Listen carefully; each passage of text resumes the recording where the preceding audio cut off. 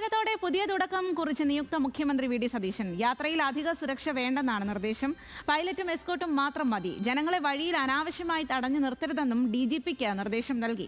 അതേസമയം എസ്കോർട്ട് സംവിധാനം പൂർണ്ണമായും ഒഴിവാക്കാൻ കഴിയില്ലെന്ന് DGP നിയുക്ത മുഖ്യമന്ത്രിയെ അറിയിച്ചു. മുഖ്യമന്ത്രിയുടെ സുരക്ഷാ പ്രോട്ടോകോൾ അനുസരിച്ച് ചുരുങ്ങിയ തോതിലുള്ള സുരക്ഷാ വാഹനങ്ങൾ ആവശ്യമാണെന്നാണ് പോലീസിന്റെ പക്ഷം.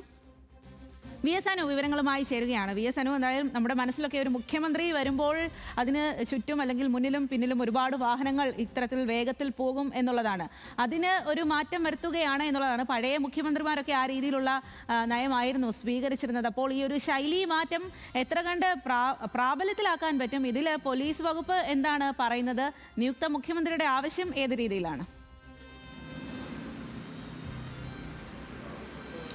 സ്വാതി, നമ്മുടെ ന്യൂസ് മലയാളത്തിൻ്റെ തിരുവനന്തപുരം ബ്യൂറോ അത് നന്ദക്കോട് ജംഗ്ഷനിലാണ്. അതായത് മുഖ്യമന്ത്രിയുടെ ഔദ്യോഗിക വസതിയായ ക്ലിഫ് ഹൗസിൽ നിന്ന് സെക്രട്ടേറിയറ്റിലേക്ക് പോകുന്ന വഴിയിലാണ് നമ്മുടെ ഓഫീസ്. അപ്പോൾ കഴിഞ്ഞ 10 വർഷവും നമ്മൾ കാണുന്ന, അല്ലെങ്കിൽ ഈ കഴിഞ്ഞ ദിവസങ്ങളിലൊക്കെ നമ്മൾ കാണുന്നത്, ഈ മുഖ്യമന്ത്രി വരാൻ സമയമാകുമ്പോൾ ഒരു 10 മിനിറ്റ് മുമ്പ് തന്നെ ഈ ട്രാഫിക് ഉദ്യോഗസ്ഥർ അവിടെ എത്തി ഈ ട്രാഫിക് ക്രമീകരണങ്ങൾ ഒരുക്കും.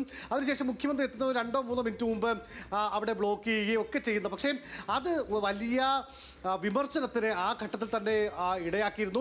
ഒരു ഘട്ടത്തിൽ നിയമസഭയിൽ വെച്ച് പോലും പ്രതിപക്ഷ നേതാവായിരുന്ന വി ഡി സതീശൻ ഇത് ധൂർത്താണ് എന്ന് പറഞ്ഞിരുന്നു. അങ്ങനെ ആ ഒരു വിഷയം വളരെ സജീവമായി നിൽക്കുമ്പോഴാണ് നിയുക്ത മുഖ്യമന്ത്രി വി ഡി സതീശൻ്റെ ഒരു വലിയ നിർദ്ദേശം വന്നിരിക്കുന്നത്. അതായത് അദ്ദേഹത്തിന് പൈലറ്റ് വാഹനം മാത്രം മതി എന്നുള്ളതാണ് അദ്ദേഹം സംസ്ഥാന പോലീസ് മേധാവി DGP റവാഡ ചന്ദ്രശേഖരോടും മറ്റ് ഉന്നത ഉദ്യോഗസ്ഥർ, അതായത് ADGP ലോ ആൻഡ് ഓർഡർ ഉൾപ്പെടെയുള്ളവരോട് പറഞ്ഞത്. പക്ഷേ പോലീസ് അത് പൂർണ്ണമായും അംഗീകരിക്കുന്നില്ല. അവർ പറയുന്നത് മുഖ്യമന്ത്രിയാണ് IZ+ കാറ്റഗറി സുരക്ഷയുള്ള ആളാണ്. അതുകൊണ്ട് ഏതെങ്കിലും തരത്തിൽ എന്തെങ്കിലും പറ്റിപ്പോയാൽ അത് സ്വാഭാവികമായും അത് പ്രോട്ടോകോൾ വിഷയമായി വരും. അത് സുരക്ഷാ വീഴ്ചയായി പോലീസിന് വലിയ തലവേദനയാകും. അതുകൊണ്ട് എസ്കോർട്ട് ഒഴിവാക്കാൻ വേണ്ടി കഴിയില്ല എന്ന് പറയുന്നു. അങ്ങനെ എസ്കോർട്ട് വാഹനം ഉണ്ടാകും, ഒരു പൈലറ്റ് ഉണ്ടാകും, കൂടാതെ മുഖ്യമന്ത്രിയുടെ വാഹനം, അതായത് 3 വാഹനങ്ങളാകും മുഖ്യമന്ത്രിയുടെ കോൺവേ ആയിട്ട് ഇനി ഉണ്ടാവുക. അതേസമയം ചില വാർത്തകൾ വന്നിരുന്നു, ഈ കറുത്ത കാർ വേണ്ട എന്ന് വി ഡി സതീശൻ നിർദ്ദേശം വെച്ചതായി ചില വാർത്തകൾ വന്നിരുന്നു. പക്ഷേ അതിലേക്ക് തള്ളുന്നുണ്ട്. അതായത് നിലവിൽ മുഖ്യമന്ത്രി പിണറായി വിജയൻ രാജിവെച്ചതോടുകൂടി ആ വാഹനങ്ങൾ പോലീസിൻ്റെ വാഹനങ്ങളാണ്. പോലീസിൻ്റെ അക്കൗണ്ട്സിൽ നിന്നും അല്ലെങ്കിൽ ഹെഡിൽ നിന്നും വാങ്ങിയ വാഹനങ്ങൾ അത് പോലീസ് തിരികെ എടുത്തു.